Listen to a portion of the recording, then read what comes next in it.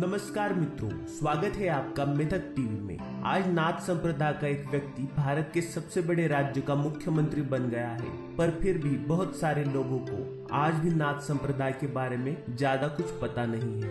आज तक हमने आपको बहुत सी पौराणिक कथाएं सुनाई हैं और आज हम आपको नाथ संप्रदाय की एक कथा सुनाने वाले हैं। कथा का स्रोत है नवनाथ भक्तिसार।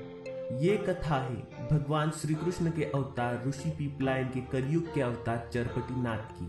चरपटीनाथ नवनाथ संप्रदाय के 9 नाथों में से एक थे। एक बार चरपटीनाथ ने अपनी बाल्यावस्था में भगवान विष्णु, भगवान शिव और इंद्र को अकेले ही युद्ध में पराजित किया था। तो दोस्तों, ये युद्ध क्यों हुआ और कैसे हुआ, ये जानने के लिए अंत तक देखते रहिए मिथक टीवी को। जब चरपटीनाथ बालक थे तभी उन्होंने भगवान दत्त से नाथ संप्रदाय की दीक्षा ली थी और उन्होंने अपनी भक्ति से भगवान शिव को भी प्रसन्न किया था। इसी कारण उन्होंने 14 विद्याएं और 64 कलाएं प्राप्त कर ली थी और नाथ संप्रदाय से उन्हें शाबरी विद्या का भी ज्ञान मिल गया था। शाबरी विद्या नाथ संप्रदाय के अलावा किसी भी देव, दैत्य, यक्ष या किन्नर को हासिल नहीं थी और ये बहुत ही शक्तिशाली थी। अपने अध्ययन के बाद चरपटीनाथ लोक कल्याण में लग गए। उनका शिष्य संप्रदाय भी काफी बड़ा था। कहानी की शुरुआत होती है जब महर्षि नारद स्वर्गलोक में देवराज इंद्र से भेंट करने जाते हैं, पर सत्ता में चूर देवराज इंद्र महर्षि की बात तक नहीं सुनता और उन्हें अपमानित कर देता है। महर्षि नारद ये बात चरपटीनाथ को बताते हैं। चरपटीनाथ ये बात सुनकर बहुत ही क्रोधित होते हैं। महर्षि नारद चरपटीनाथ के एक तरह से गुरु भी थे, क्योंकि उन्होंने चरपटीनाथ को एक क्षण में तीनों लोकों की यात्रा करने की कला सिखाई थी। चरपटीनाथ महर्षि नारद को लेकर स्वर्ग में जाते हैं। स्वर्ग में पहुंचने पर वे विश्राम करने हेतु देवराज इंद्र की वाटिका नंदनवन में रुकते हैं। एक तरह से नंदनवन देवराज इंद्र का पर्सनल गार्डन था और वहां जाने की इजाजत सिर्फ देवराज इंद्र ही दे सकते थे। चरपटीनाथ और नारद को वहां देख वन के रक्षकों ने उन पर हमला कर दिया। तब चरपटीनाथ उन रक्षकों से युद्ध करने लगते हैं। युद्ध में वन रक्षक हार जाते हैं और तब वे भागकर इंद्र को सब बता देते हैं। तब इंद्र देवसेना को चरपटीनाथ के ऊपर छोड़ देता है, पर बालक चरपटीनाथ देवसेना को बुरी तरह हराकर बंदी बना लेता है। तब इंद्र को यह एहसास होता है कि वो उस बालक का बाल तक बांका नहीं कर सकता और वो भगवान शिव और भगवान विष्णु की शरण में जाता है।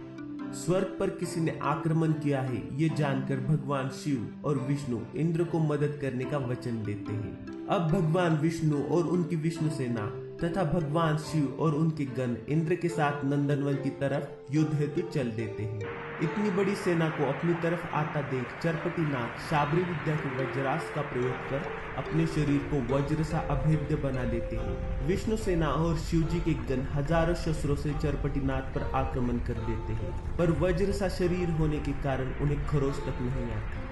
तब भगवान विष्णु सुदर्शन चक्र का उपयोग करते हैं, तो चरपटीनाथ शाबरी विद्या के एक और अस्त्र मोहिनी अस्त्र का प्रयोग कर सुदर्शन चक्र को मोहित कर आसमान में ही स्थिर कर देते हैं। ये देख इंद्र ब्रह्मास्त्र को अपने धनुष पर चढ़ा लेता है। इससे पहले कि वो ब्रह्मास्त्र चला दे, चरपटीनाथ वाताकर्षण अस्त्र का उपयोग कर देते हैं। वाताकर्षण अस्त्र के कारण भगवान शिव, भगवान विष्णु और इंद्र मूर्छित होकर गिर जाते हैं। ये सब देखकर भगवान ब्रह्मा वहां आ जाते हैं और चरपटीनाथ से विनती करते हैं कि वो वाताकर्षण अस्त्र को वापस ले और सभी को पहले जैसा कर दे। चरपटीनाथ अपना अस्त्र वापस लेते हैं तो सभी पूर्व स्थिति में आ जाते हैं। इंद्र को अपनी गलती माननी पड़ती है और वो महर्षि नारद से क्षमा मांग लेता है। हमारी पौराणिक कथाएं सिर्फ कथाएं नहीं है, वे दर्शन शास्त्र या नैतिकता के काफी पाठ पढ़ाती है। चाहे सत्य की ओर से सिर्फ एक बच्चा ही क्यों खड़ा न हो और उसके खिलाफ अगर भगवान भी हो तो अंत में विजय बच्चे की ही होगी। आपको हमारा एपिसोड कैसा लगा हमें कमेंट कर बताएं। अगर आप हमें पहली बार देख रहे तो सब्सक्राइब करना ना भूलें।